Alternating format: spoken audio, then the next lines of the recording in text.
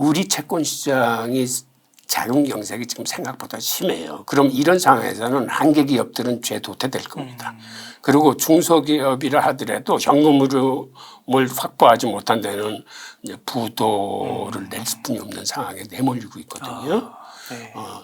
이런 게 지금 일반인들이 피부로 느끼는 것보다 조금 더 심각해요. 상황이. 그래요. 네, 그래서 IMF까지는 가지 않더라도 이러한 상황이 개선되지 않는 한 좀 힘든 시기를 보낼 것 같습니다. 그러니까 레고랜드 한번 사태가 있은 후에 좀 잠잠하니까 또 이거 괜찮은 건가? 주식시장 다시 올라가는 건가? 막 이렇게 생각이 들기도 하고 그랬는데 아직 그게 물밑에 남아 있는 거군요. 네, 채권 시장은 사실 주식 시장보다도 훨씬 더 큰 시장이에요. 그러니까 채권 시장이 이렇게 힘들어지면 다른 것도 같이 힘들어질 수밖에 없어요.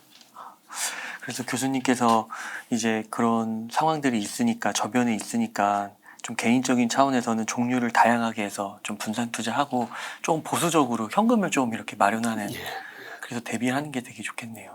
네.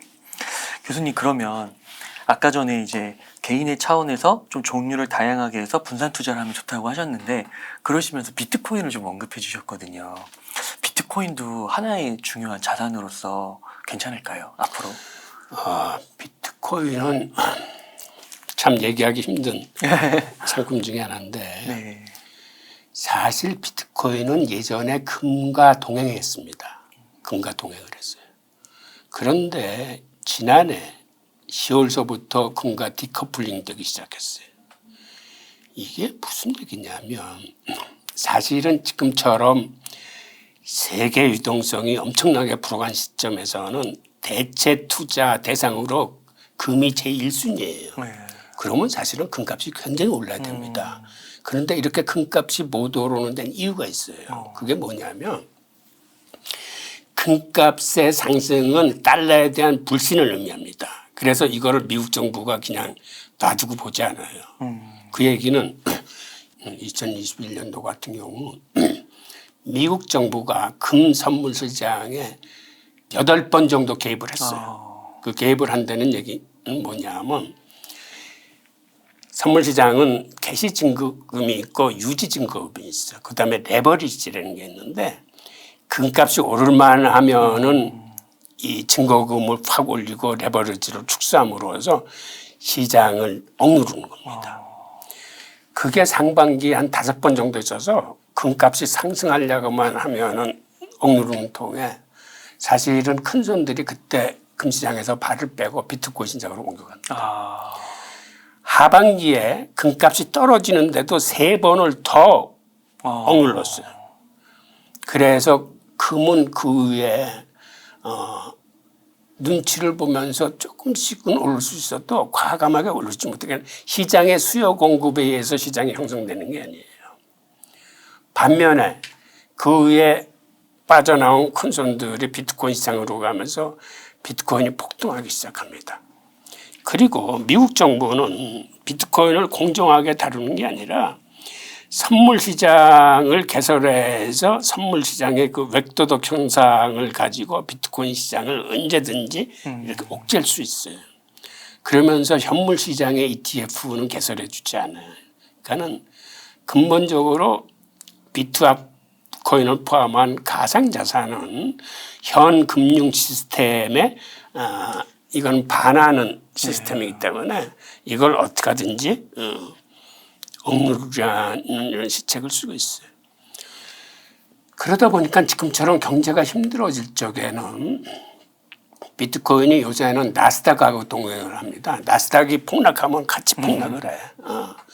그러다가 최근에 들어서 이게 디커플링 하려는 이런 움직임을 보여.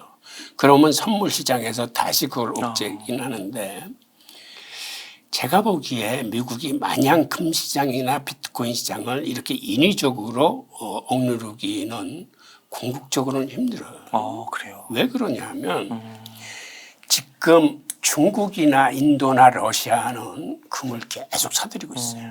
그리고 자국의 금이 빠져나가지 못하게 선물 시장의 가격을 항상 미국 선물 시장보다 높여놔. 그래서 오히려 자국에서 금이 빠져나가면 이 사람들은 손해를 봐. 그런 식으로 계속 금을 모으고 있거든요. 네. 그러니까 세계 각국의 외환보유고를 보더라도 지금 각국 은행들은 미국 국채를 팝니다. 죄 줄어들고 있어요. 국채 네. 대신 금은 계속 늘어나고 있어요. 그래서 언제까지 미국이 그렇게 쉽게 금 시장이나 이런 비트코인 시장을 인위적으로 누를 수 있는지는 그건 사실은 퀘스천 마크예요. 그러면은 그 비트코인도 그 FTX 사태 같은 것도 터지고 막 그렇게 되는데 앞으로는 정말로 이게 통제 불가능하다고 하면 가격이 이렇게 뛴다라고 해석을 해도 되는 걸까요? 그거는 그들의 힘으로 그렇게 뛰기는 쉽지 않을 거고요. 문제는 미국이 헛발질을 함으로써 달러에 부정적인 영향이 갔을 때, 즉 미국이 헛발질을 한다는 게 이제 뭐냐면 예를 들어서 이란을 옛날 스위프트에서 차단시킬 적에 그게 2012년인데 그때 정작 놀란 거는 러시아하고 중국이 놀랐어요. 아, 우리도 언젠간 저 스위프트 시스템에 배제될 수 있겠다 해서 러시아에서 루블화 결제 시스템을 만듭니다. 그게 2014년이고 그 이듬해에 중국이 CIPS라고 위안화 결제 시스템을 만들어요. 그래서 이번에 러시아가 퇴출당했을 적에는 지금 중국과 러시아가 합세를 해서 차제 우리가 브릭스 통화를 만들자. 그런데 그건 현실적으로 힘드니까 일단 중국의 위안화를 중심으로 우리의 무역 거래나 투자 거래를 하자라고 했을 때 인도가 여기에 가세를 해서 브릭스 전체는 지금 그 중국 위안화가 이제 중심 통화가 될 가능성이 큽니다. 그리고 러시아나 중국은 이미 그 이전에서부터 야 우리끼리 무역할 적에는 이제 달러 쓰지 말자 해서 그 당시 90% 비중이었던 달러의 무역 거래가 지금 40%대로 떨어졌어요. 이건 앞으로 계속 떨어져서 아마 이들 사이에서는 앞으로 위안화와 루블화 거래만 하게 될 거거든요. 그리고 브릭스 전체가 이제 그런 분위기로 가고 있고. 그런데 우리가 눈여겨봐야 될 거는 최근 6월 달에 브릭스 정상회담을 코로나 때문에 화상회의로 했는데 이때 5개국 정상만 한 게 아니고 브릭스에 동조하는 반미 세력들을 끌어들여 가지고 13개 국가를 업적으로 더 추가를 했어요. 네. 그리고 그중에서 두 나라는 브릭스 가입 신청을 완료를 했어요. 그 나라가 이란하고 아르헨티나야. 그리고 네 나라가 참여 의사를 검토하겠다고 밝힌 나라가 있어요.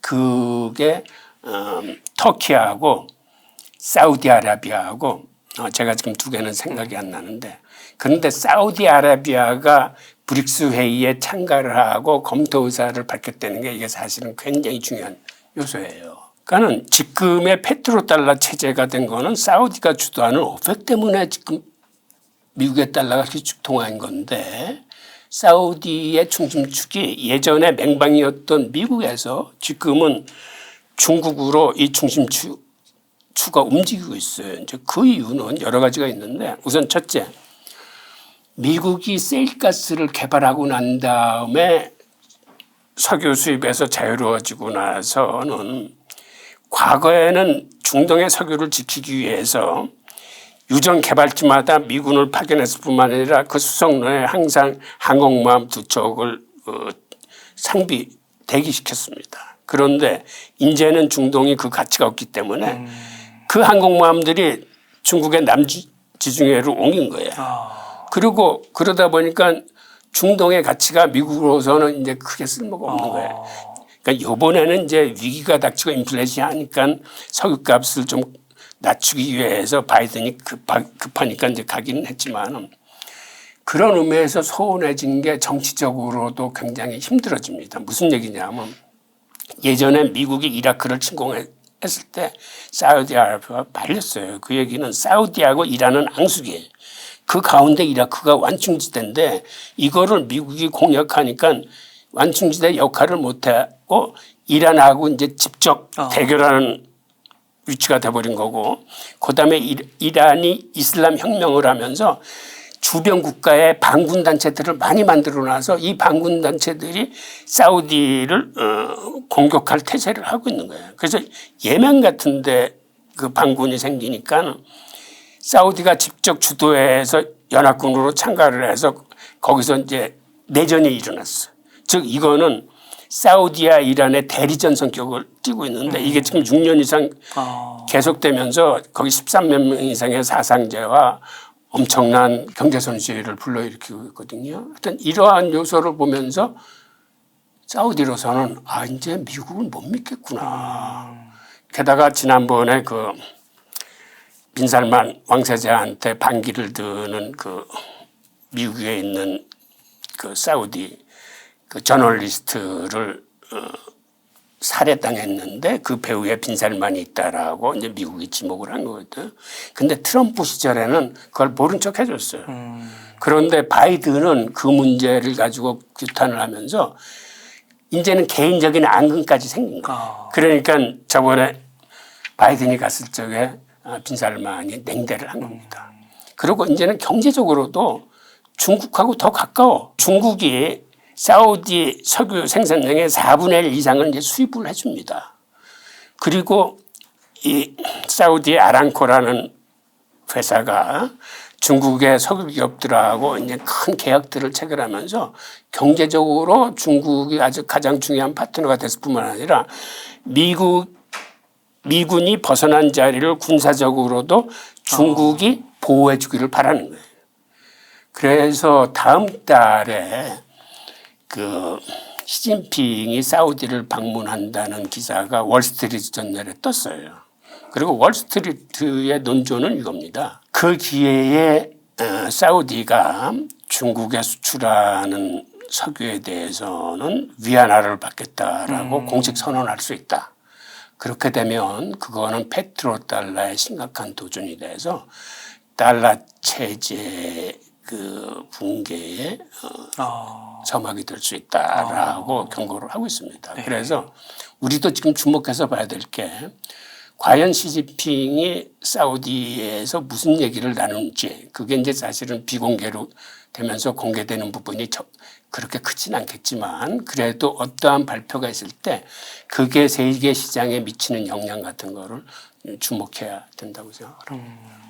그러면요, 그 교수님, 물론 되게 너무 큰 얘기고 미래 얘기이긴 하지만 이런 뭐 브릭스 연합이라고 해야 될까요? 그런 나라들이 미국의 그런 패권에 맞서서 능가할 수 있을까요? 그런 가능성도 있나요? 그거를 이제 쉽게 예측하지 못해요. 네. 그 달러라는 체제가 생각보다는 이게 굉장히 강력하고 이게 손쉽게 붕괴되거나 할 수 있는 그러한 시스템은 아니거든요. 근데 단 미국이 계속 그렇게 그 미운 국가들의 통화를 차단하고 그러면은 세계 결제 시장은 다양화되고 다각화될 수뿐이 없어요. 그러니까 그 현상이 사실은 무서운 거예요. 그러니까 미국은 당장의 효과가 있으니까 그걸 차단시켜서 경제 제재를 가하지만 저렇게 반복되면은 우방조차 이제는 미국을 믿지 못하게 되는 거예요. 나중에 이렇게 사이가 엇나서 나도 스위프트 시스템에서 차단될 수 있는데 그러면 정말 그렇죠. 모든 걸 다 잃게 되는 경우가 되니까 심지어는 그래서 유럽조차도 자기네들의 결제 시스템을 독자로 만들자고 해서 2018년에 그 소액 결제 시스템 TIPS라고 만들어 놨어요. 그다음에 다른 나라들도 지금 사우디가 저렇게 하는 건 산유국 가운데 디지털 화폐는 자기들이 주도권을 잡아야 되겠다라고 해가지고 이미 그 주변 국가하고 공동으로 디지털 화폐를 개발하기로 했어요. 그러던 참에 브릭스에서 저렇게 윙크를 보내니까 그러면 차제 브릭스에 붙을까라고 심각하게 이제 검토를 하고 있는 단계죠. 네. 근데 여기서 우리가 쉽게 또 예측하지 못하는 건 미국은 달러에 대한 도전만큼은 용서하지 않습니다. 네. 그러니까 사우디가 너무 앞서 나가면 미국이 사실 어떤 행동을 할지 몰라. 그래서 이번에 흘러나온 얘기가 미국이 수용할 수 있는 정도의 것인지 아니면 정말 정식으로 큰 도전을 할 것인지에 따라서 미국 태도 또한 변할 수 있기 때문에 우리가 쉽게 예단은 못할 겁니다. 그러면은 이런 상황 속에서도 암호화폐 산업이라고 해야 될까요? 그 산업들은 그래도 조금씩 진전이 된다라고 봐야 될까요? 아니면 그것조차도 미국이 저는 최근에 암호화폐 그 가상자산 시장이 많은 그 부실을 노출하고 어려움이 가중되고 있는데 그건 그 나름대로의 어떠한 고통의 시간이라고 봐요. 네. 더 하기 위해서. 제가 암호화폐 시장을 보는 견해는 이렇습니다. 우선 송금 시장에서 네.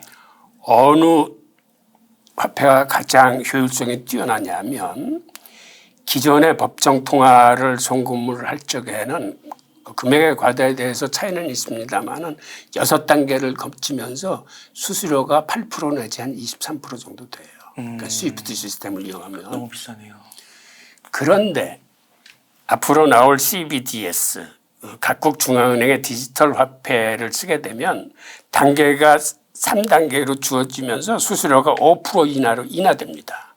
그러면 앞으로 디지털 화폐가 나오면 지금의 기존 통화로 돈을 송금하고 하는 사람들은 없어져요. 그런 기업들은. 그럼 결국은 대세는 CBDC로 오는데 가상화폐 시장에서의 그 스테이블 코인은 이거는 환전할 필요도 없기 때문에 수수료가 2% 이하예요. 네. 그리고 앞으로는 제로에 수렴될 겁니다. 그러면 송금이라는 측면만 보면은 앞으로는 스테이블 코인이 대세를 이룰 거예요. 그간 스테이블 코인 시장에 여러 가지 그 부족함이나 저걸로 문제를 일으키긴 했지만 그래도 가장 빠르게 즉시성 있게 송금 사실을 확인할 수 있고 수수료도 가장 적게 들고 하기 때문에 결국은 돈의 속성상 그쪽으로 갈 수뿐이 없고 또 하나는 앞으로 이제 메타버스 환경에서 모든 게 디지털화돼서 그 환경 속에서 새로운 산업의 창출이나 일거리, 일자리의 창출이 많아질 거거든. 그리고 그 안에서도 많은 가상자산들이 쓰게 될 겁니다. 이제 그렇게 되면은 우리가 코로나를 통해서 대면사회에서 비대면사회로 오면서 많은 것들이 원격으로 비대면으로 그다음에 이 디지털화 되듯이 결국은 그런 상태로 갈 수뿐이 없고 또 다른 이유는 앞으로 중앙은행의 CBDC가 나오면 기존의 법정 통화들은 이게 다 디지털 화폐로 바꾸는 과정에서 외부로 노출돼야 돼. 그런데 지금 세계 지하경제 규모가 IMF 추정으로 한 20% 정도 된다는 거거든요. 그들 돈들이 다 밝은 세상으로 나와서 양성화될 수는 없어요. 그러면 그 과정에서 정말 양성화되지 못하는 돈들은 음지에서 계속 사용이 될 텐데 그러한 돈들은 가상화폐 쪽으로 암호화폐 쪽으로 갈 수뿐이 없는 거죠. 그럼 CBDC가 크는 것에 비해서 이 시장도 같이 클 수뿐이 없거든요. 저는 이런 이유들로 해서 궁극적으로 많은 제도들이 정비돼서 소비자를 보호할 수 있는 시스템을 갖추게 된다면 그것도 훌륭한 대체 투자의 하나로서 고려해야 되지 않느냐. 그쪽에 이제 올인 안 되거나 그래서는 안 되고. 그러니까 지금 대체 투자의 요소도 금이 있고 뭐 비트코인도 있고 뭐 다른 상품들도 있고 할 때 거기도 이제 적정하게 이제 분산 투자를 해놓음으로써 좀 리스크를 줄이면서도 다각화가 필요하다고 봅니다. 네. 교수님 한 가지만 더 여쭤보겠습니다. 네. 그 CBDC가 조금 활성화가 되면요, 비트코인하고도 양립이 될 수 있는 건가요? 지금 말씀드렸듯이 CBDC 특히 중국의 CBDC 같은 거는 굉장한 그 효용이 있어요. 즉 인터넷 환경이 안 되는 곳에서도 부딪히기 기능만으로서도 거래가 결제가 됩니다. 그러니까 인터넷 환경이 열악한 아프리카나 1대1로가 지나가는 중앙아시아에서는 저게 급속도로 퍼질 가능성이 있어요. 그런데 지금 말씀드렸듯이 CBDC가 정착화되면 될수록 암호화폐 또한 음성 거래를 위해서 이게 같이 커져 시장이 여기에 비례해서. 거기를 말씀하시는 거군요. 예, 그러니까는 CBDC가 디지털 화폐를 주도하겠지만 거기에서도 얼마간의 음성 거래는 필요하기 때문에 이 시장도 같이 클 수 있는 요소가 있다라고 말씀드렸습니다. 음성 거래 말고 양성 거래 쪽으로는 거래가 될 수 있지 않을까요? 그 아니 시장. 양성 거래로 한다면은 이게 네. 그 CBDC로 바꿔서 노출되면은 그게 한 건데 CBDC는 잘 아시겠지만 이건 사실 추적 가능한 화폐예요. 중앙정부에서 마음 먹으면 다 추적을 할 수 있어요. 네. 그러니까 그런 추적을 피하기 위해서는 결국은 그런 음성. 가상자산에 머물러 있어야 됩니다. 네. 그러니까 그렇군요. 그러니까 음성이라는 개념이 약간 이제 그 지하 경제긴 한데 막 너무 나쁜 쪽만은 아니고 자신의 자산을 최후의 보루로서 지키는 그런 것들도 들어가는 거고 예. 조금 다양하게. 네. 교수님 오늘 이렇게 말씀을 들으면서 정말 그 우리나라의 현실을 좀 알게 되고 세계 정세도 알게 되고요.